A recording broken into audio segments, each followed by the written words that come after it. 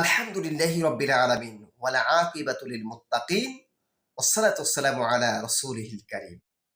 প্রিয় সম্মানিত দিনী ভাই ও বোনেরা, রমজান মাসের ইবাদত আল্লাহ পাকের দরবারে আমরা কেমনে করব, কোন পদ্ধতিতে করব, কোন সময় করব, এই গুরুত্বপূর্ণ পদ্ধতি এবং সময় সম্পর্কে আপনাদের সম্মুখে কিছু কথা বলার জন্য আমি অদম গোড়াগার আপনাদের সম্মুখে হাজির হয়েছি। প্রিয় সম্মানিত সুধী, খুব মনোযোগ দিতে হবে। আমাদেরকে মাহে রমজান মাস দিয়েছেন, খুবই রহমতের মাস, বরকতের মাস, মাগফিরাতের মাস, নাজাতের মাসগুলি আমাদের থেকে কিন্তু আস্তে আস্তে বিদায় নিতে জন্য এই মাসে আমরা কি করব? বেশি থেকে বেশি পরিমাণ আল্লাহ পাক রাব্বুল আলামিনের জিকির করব। কোন সময় করব? যেমন আমরা ইফতারি করি। ইফতারি কিন্তু একটি দোয়া আছে।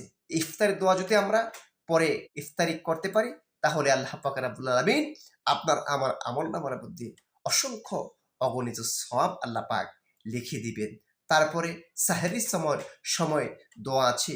সে সেহরির দোয়া যদি আমরা নিয়মিত আদায় করতে পারি, পালন করতে পারি, আল্লাহ রাব্বুল আলামিন আপনার আমার আমলনামার মধ্যে আল্লাহ পাক অজস্র অগণিত সওয়াব দান করে দিবেন।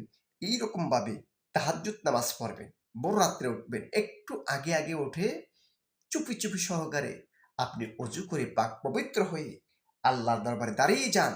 2 রাকাত করে, 4 রাকাত, 8 রাকাত, 12 রাকাত পর্যন্ত পালার সময় যদি পান, তাহাজ্জুদ নামাজ আদায় করেন। তাহাজ্জুদ নামাজ আদায় করলে ডানে বামে সালাম ফিরিয়ে রব্বে কারিমের দরবারে মোনাজাত করেন। রব্বে কারিম আপনার জীবনের সমস্ত আশা আকাঙ্ক্ষাগুলি, সমস্ত কামনা বাসনাগুলি, মনের যেই লালিত আশা, সব আশা কামনা বাসনা আল্লাহ পাক কবুল করে নেবেন।